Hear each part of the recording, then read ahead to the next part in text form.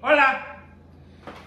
So, today we're going to take this LonZino, which we call Royal LonZino, and it's been in cure for almost 2 years. It's been in cure for 2 years. Not almost 2 years, been in cure for 2 years.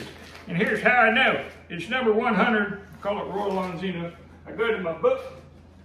You know, your Bible, you got to keep everything recorded in. And I'm already open to 100, Royal LonZino. It was cured, so it's not quite 2 years. 3/25/21. So we're pushing the 2-year mark. This has 2% salt, 2% or 0.25% cure number 2, and peppery blend. And it does not have a. Let me just give you a little history on this one. This is the Royal Yabali pig that we got from Comfort Farms a little under 2 years ago. That we butchered there and we brought back for the purpose of making charcuterie out of all of it. And we did. And one of the things I love about the EQ Cure is you can literally put it in its EQ Cure, vacuum seal it, throw it in your refrigerator or your whatever you want to call your chambers. And we'll talk about what they actually should be called. And you can leave it there forever because you only put in a certain amount of salt based on its weight. And it can't be over salted like the salt box method where you throw it in, cover it with salt, and you wait a number of days.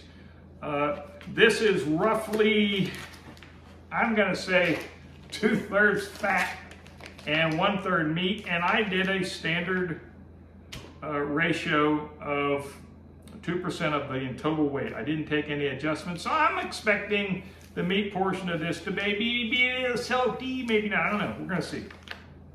But in either case, today we're going to case it, and we're not going to spend this should be a fairly quick process. What I need to do is, in some of my chambers, my drying chambers and my aging chambers, I'm running a little low on humidity. I'm trying to keep the humidity in this room up.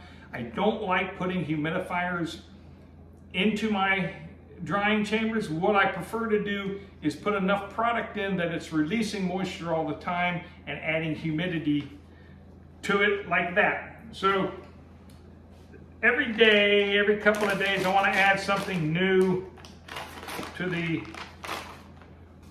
that particular one. That's, you know, sometimes I have chambers that are not necessarily active in what they're drying. I'll just have them as a refrigerated state. I run my chambers, both my aging, curing, and my drying, at roughly between 36 and 38 degrees. Sometimes it'll go up to 42 degrees, depending on how long you have the door open.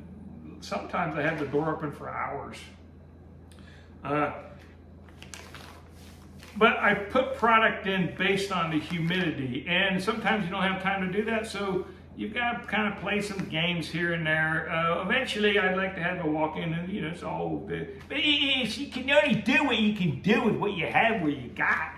So that's my method. It's not necessarily the right method. It's just the way that I do it. But anyway, we're going to put this. This is a big mambo jumbo. What did it weigh? It weighed 3,575 grams, 3,500 grams roughly.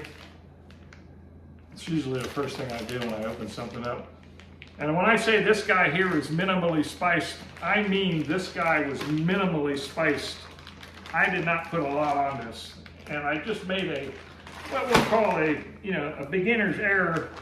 I generally been wearing gloves lately. Today I'm not, but I did just wash my hands, and you know, there you go. There you're gonna have it.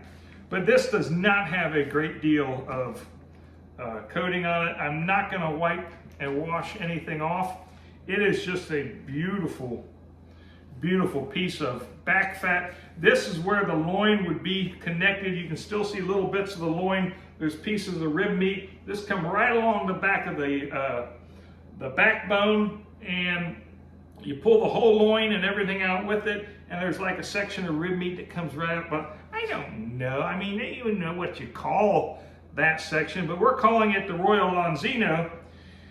And we're going to use the loose Santello casings you know, there's a lot of different things you can case with. I use natural casings.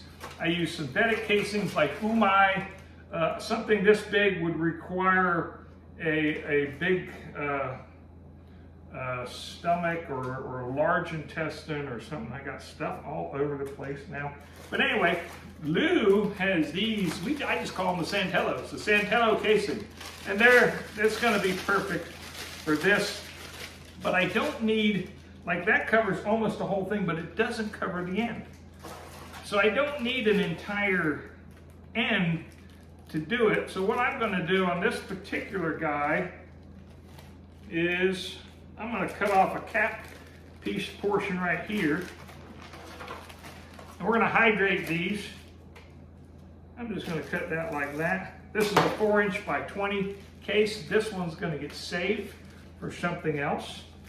And we're gonna put this in here and hydrate it. But here at the farm, our water comes from our gutters, which, you know, my birds shit on the roof. Generally, some of the cleanest birds that you can come across, as far as, you know, birds go. But seriously, the water here is somewhat filtered, and not really, and not at all actually. And it smells like elephant piss coming out. And when you shower, you don't get cleaner. It's more like levels of dirtiness. But you wash the level of dirtiness off from yesterday. But anyway, so we're gonna hydrate it with, that smells amazing. We're gonna hydrate it with some Kool-Aid. I'm not sure what this is, but I'm sure it's some form of wine. Exactly what it is. Praise the Lord. You know, Jesus loved wine. I don't know if he loved it as much as I love it, but Jesus loved wine, and he turned it into fish. No, he didn't. He turned the bread into. Did he turn the bread into wine? I don't know. I have to get my bottle out. You wouldn't know it by looking at me, but I'm a bit of a Jesus freak. I just believe, you know, you can believe in something. I believe in this one, and I believe in Jesus. I love him. He does such good things for me. I tell you what, I don't deserve any of it either, but he sure opens doors and creates a wonderful life for me, and I appreciate it. And if you don't believe in Jesus, I'm all right with that too. You know, I'm okay with whatever you should believe in something. And don't get me wrong, I believe in myself, but I know that 99% of what I do is by accident, and well, there's somebody steering me right along the way. Anyway, you should let these hydrate for, you know, not very long, 5 or so minutes at least. So I'm going to go ahead and I think I'm going to do it like this. I don't know, because, you know, it's all, I'm learning as I go. And I like that I'm on a big board and I can get everything dirty and it's okay. But this is what I love about the loose stuff. Why am I not rinsing it? Some people rinse. Some people don't.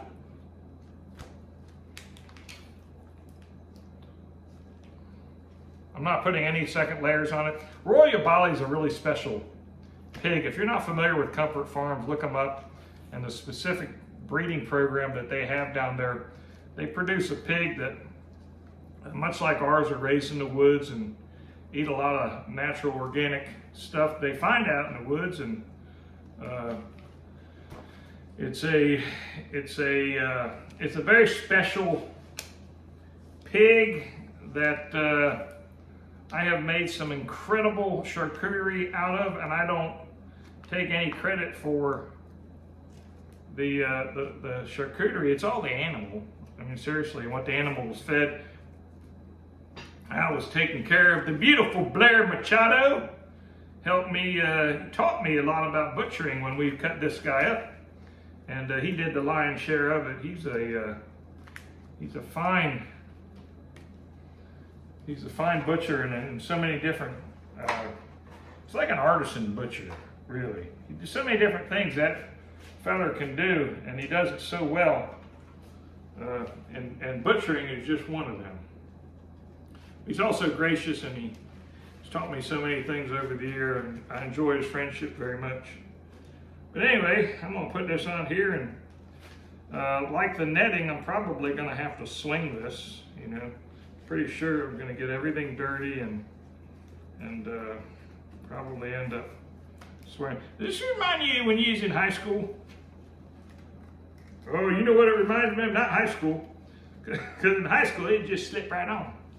But as you got older and, you know, bigger, and then you had to go back to wrapping your meat, and seriously, you're not going to be any smarter.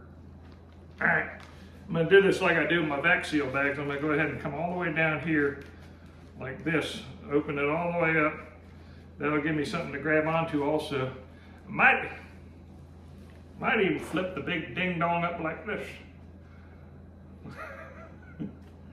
Seriously. And I wonder sometimes if that's one of the reasons I enjoy this sport so much. All right, now I need another person. But this is kind of like my therapy. I generally do almost everything I do out here on my own. Now, good and tight is good. You want good and tight. This might be too good and tight. And this is the biggest casing that I had with Lou. Now, I can split it. But I have a feeling this is going to work out just right. It does remind me of high school.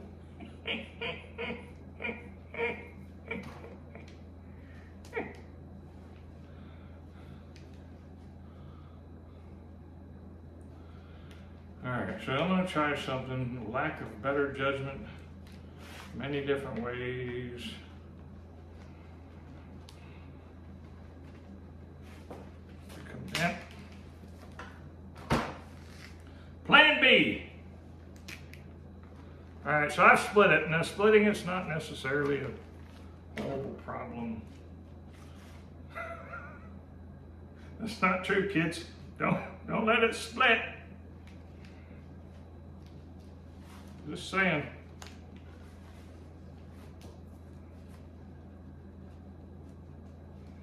I'm going to see if I can salvage this just like this. I'm not confident that I can. One of the reasons I like using these Santello casings is they're extremely strong. And I can feel that that's split all the way down, but I have a fix for that. And I'll show you what that's going to be. Fortunately, the exposed portion of this is on the fat side.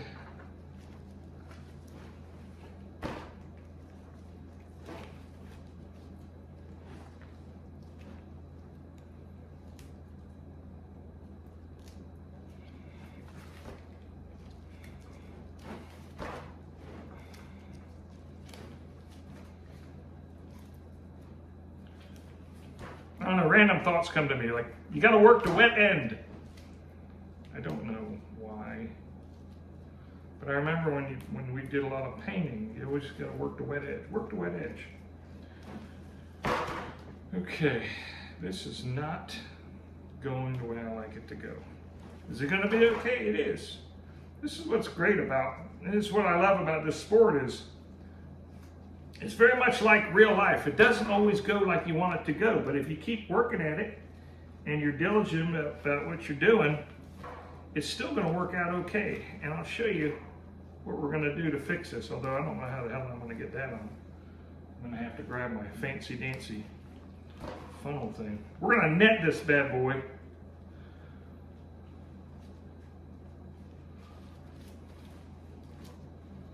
So that we can keep the casing right up around the edge of it.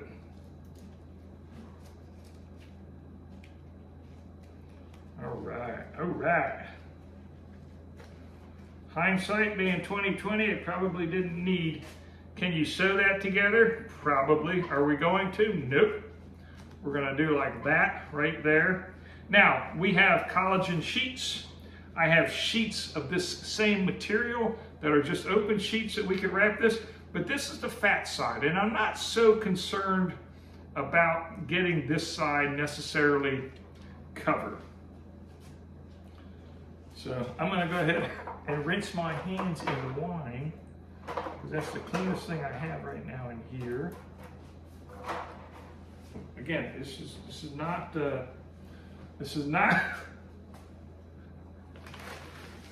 not a recipe I'm telling you to follow. It's a recipe that I use.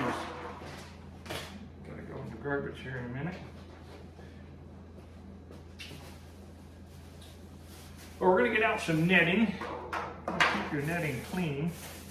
That's always good advice, by the way.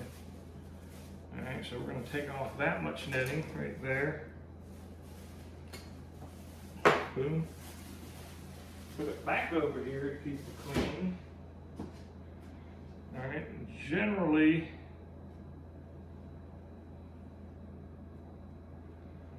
I would tie this in a knot, and that's what I'm going to go ahead and do right now. Would it help if this netting were wet? Probably.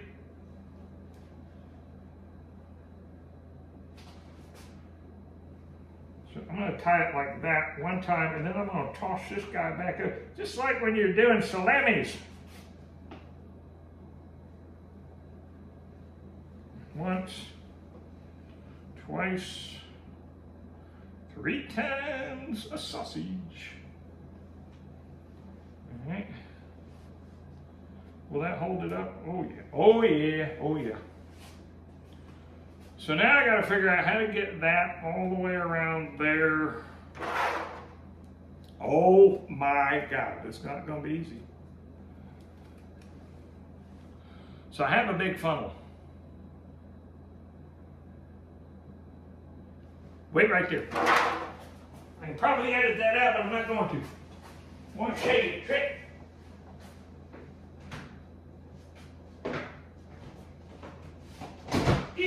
Talk amongst yourselves. Talk amongst yourselves.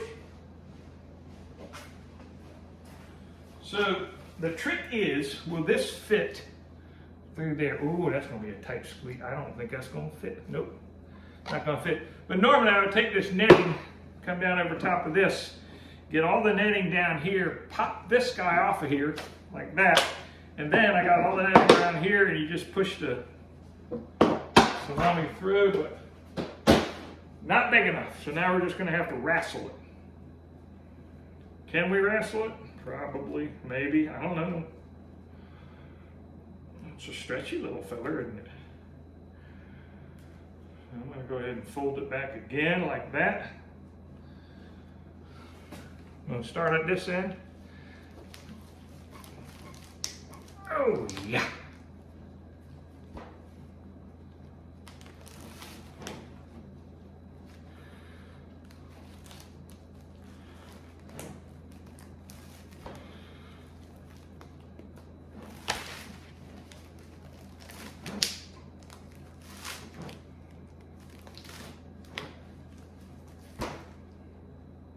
Now you don't want to pull so tight that you get a curve in your meat, because as I understand, that's not an appealing, not necessarily a difficult in function, doesn't change the function at all, but not necessarily appealing.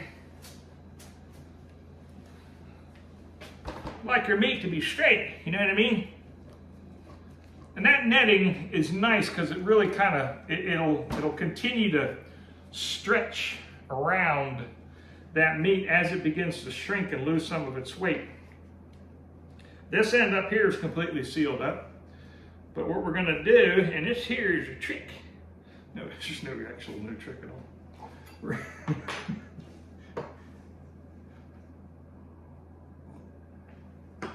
The trick is that somehow I get you guys to watch me, and I ain't figured that one out yet either. But in either case, we're going to thread our needle like this, and I'm going to come down here just below that line using the Craig Dolick, I don't know what we call that, Craig, splicing tool, piercer, thingamajang, whatever it is. It sure makes life easy for threading. Whether you're threading through Helps if you're not an idiot like me. Whether you're threading through material or netting, it's really famous in its culatello function. But look at that, look, it's just gorgeous. Appreciate that, brother. Get this a little even. Pull too far that way. All right, then we're gonna tighten her down. If you notice, I got her squeezed right down to the, oh yeah. All right, so as I do that, it wants to back itself off. A little trick to that is put a little moisture on it, as in wine. And then look, it wants to stay there. Another trick, because it actually didn't want to stay there, is to double it over. Here, I'll show you.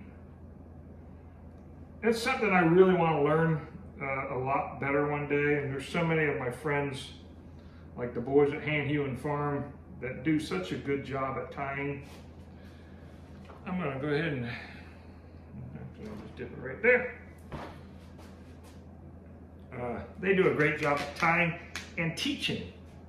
They're excellent teachers. A true gift from God, I believe that farm is. All right, so I'm going to hang it from this side up here and let this side down here go like that, so I can cut the rest of that off. Bang, boom, I can cut the rest of this guy off. But you know what I'm going to do? I'm not going to cut it off yet. I'm going to go ahead and put a loop down here. That way, if I want to hang it from down here at some point in the future, like flip it, I have another place to hang it from down here. All right, so I can clip that off. Bing, come up here. Do the same thing with this guy. Fold her around. Now, do you have to hang it? No, you can put it on a shelf as long as the shelf is like a grate or a cookie rack or something that lets air flow around it. Boom, there it is. Royal LonZino. So this is gonna hang in my chamber with the other one. I'm gonna make a label for it, waterproof label with waterproof ink, which is so important, hey? And hang it up and let her go. This will naturally get the mold that is actively growing in that chamber. It'll start to grow on this. I'm not going to spray this with anything. I'm not going to inoculate it. One thing that I might do, let it sit out on this table for 24 hours. Maybe longer than 24 hours. Why would I do that? What on earth would possess me to do that? So anytime I do a prosciutto, after it comes out of cure, what I do is I let it sit on the table. It has to cure in it. I use cure number 2 and everything that I do that's long term. Cure number 1 is for short term, 30 days or less, and that you have the potential of cooking. Cure number 2 is for longer than 30 days, where you really don't have the potential for cooking. I just had to throw that in there. But anyway, I'm gonna let it sit here for 24, maybe longer than that. It's gonna ferment. It's basically, we're going to get, just like we do with the prosciuttos, we're going to get a slight ferment on it. I'm going to put it in a bag that allows it to. There's oxygen in the bag. It allows it to ferment with the oxygen, but it keeps the humidity very high. It is important. Now, this is a dangerous step for some people in a lot of different ways, because we're reasonably sure we don't have the botulism spores on this. We put the cure number 2 on to help with that. At the same time, letting it sit out like this as an overnight ferment will drastically reduce the amount of nitrate and nitrites in it in that short period of time due to the fermentation process. Don't ask me how. I don't know. I'll know next time. Maybe I won't. But anyway, I'm gonna let it ferment for 24 hours. maybe more. Temperature in here is not significant. I will probably take this into the big house. That's scarier than in here, trust me.